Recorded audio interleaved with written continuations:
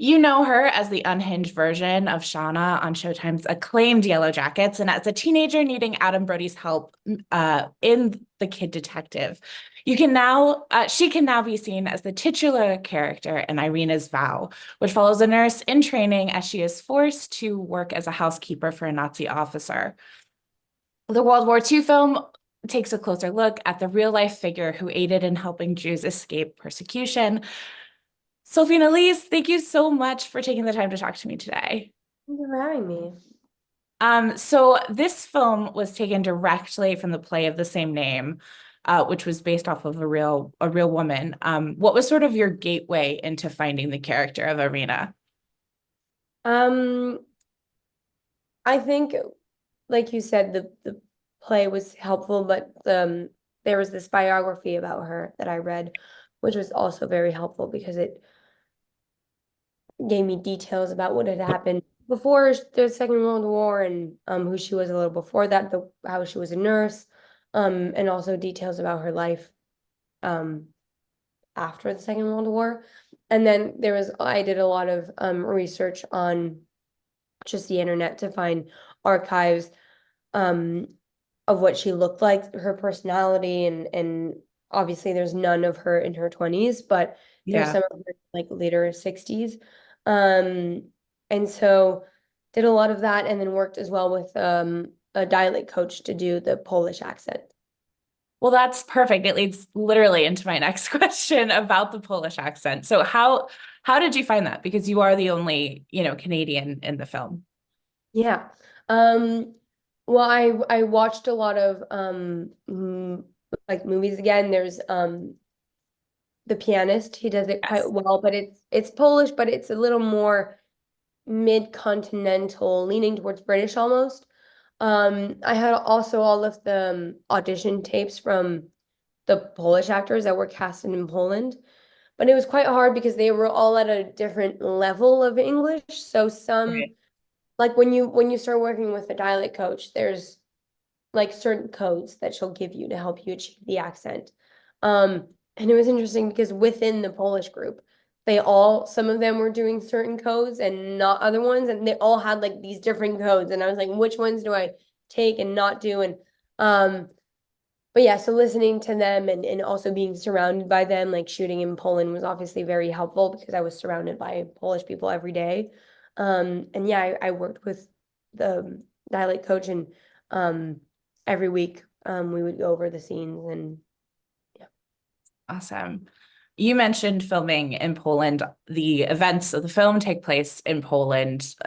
Did being there, like being in that physical space, did that help you feel closer to the role and help you get in the right headspace? Definitely. And then we were shooting also on the border of Ukraine while the war was happening. So we felt the ramifications of the war very close to us. We had refugees at our hotel and soldiers. Um, so you could sense sort of that um yeah, that this scareness almost in the air. Um, and then shooting in Poland was very helpful as well because the buildings are just old and there's so much history to the Yeah. city. And the locations that we were put on felt so real. And then just all the costumes were like actual period piece costumes. Right. Um, that had, I don't know if they were worn, but they were by actual officers. I don't think so, but um, they were real materials that they used back then. And so that in itself was very powerful. And walking on set every morning and seeing like the swastikas up and Right. um the rifles everywhere, that also very it helped me a lot to just get into character. In the press notes, it mentions that filming for the film started like almost 2 years ago to the day, and a lot has happened, obviously, around the world politically. Do you view the message of the film differently now that you're promoting it 2 years later, now that so much has happened? Yeah, it's definitely a very complicated climate politically right now to release the movie in. But I think to me it's more than a Holocaust movie. I think it speaks despite of the ongoing wars, I think it speaks about us as a society. And I think Irena is inspiring to me because she is someone that is so empathetic and understanding and open to listening and understanding people's differences. And I think that is our main problem in our modern society, is that we are so focused on our lives and we're so egocentric, and we are so quick to judge.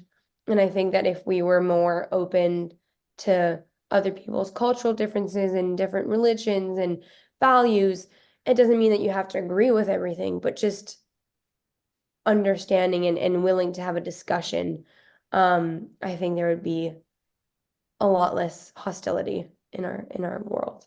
Agreed, absolutely. Because it's a Holocaust film, Irena's Vow is very heavy. You deal obviously with genocide in the background, and sexual violence. What did you do on set with your co-stars, or even by yourself, to like decompress, or did you kind of live in that headspace for a full month? I mean, I definitely like to decompress. I had my mom that came with me for the entire shoot, which is always very helpful because she's like Right. my best friend. And like on weekends, it's nice to have someone to do something with that will like kind of get you out of that headspace, but that's not also like, it's not a task. It's just like she's Yeah. just my friend that's there around, and we can just wander around the city and sit down and hang out. Um, and Louise was also very fun to work with, who's the director. She has such a young soul and is so energetic.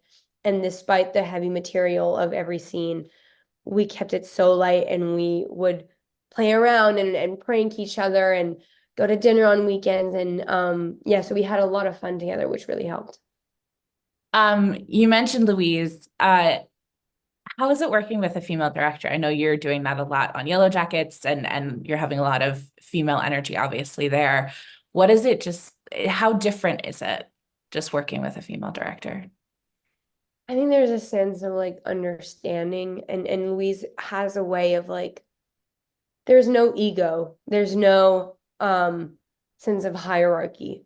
Yeah. Um, and she's just, she leads the set with such grace, and um she's so caring as well. And I think she really is an example of how you can achieve big, enormous days by just communicating and staying calm. And she never raised her voice or yelled at anyone. Um, and she was like it really did feel like she was my second mom, and looked out for me and my needs. And when I was tired, she was just so open and trying to do everything that she could to help me out, and to make my life easier. And yeah, she definitely has this very nurturing side to her, which I really appreciated. Your co-star in this is Dougray Scott, and you guys have both worked with Melanie Lynskey, you obviously on Yellow Jackets and him on Ever After. Did you pick his brain about Melanie at all, or that time, or was that kind of like a connection into your relationship at all? I don't even know that I knew this. Oh, okay. Wow. That's, yeah. I probably should have known this. I feel like maybe I feel like you're telling me this, I feel like I maybe know, but I also don't. I feel like we maybe have discussed this, but I can't remember. But regardless, Yes. um, anyone that has worked with Melanie literally only has the Wow. best, like most positive things to say about her. So I can only imagine us speaking so highly of her, because I adore her. Everyone that's worked with her, she is like the kindest, most generous, sweet human being I have ever met. So, yeah, I'm sure he only had great things to say about her. How is it working with him? You guys have some pretty intense scenes together. Yeah, very fun. He was also very playful, and I think he liked that about me, that he's definitely more method and stays in the Yes. character. And I would pick his brains about that, and me and like try to mess with him, or get him out of his like focused concert, like respectfully, also like giving him the space to do his thing. But I like to do a lot of pranks on him as well.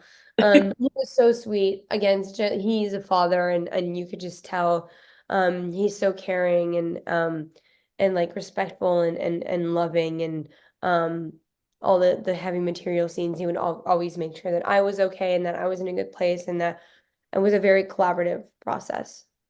Awesome. So you started acting as a child. You've been in English and French speaking projects. The genres kind of run the gamut. Obviously, I mentioned, Yellow Jackets, which has horror and mystery elements. And then I also mentioned The Kid Detective, which I love that movie, by the way. It was like one of my favorite films of 2020, and not enough people have seen it. It's so good. To mystery, to detective films, to family comedies.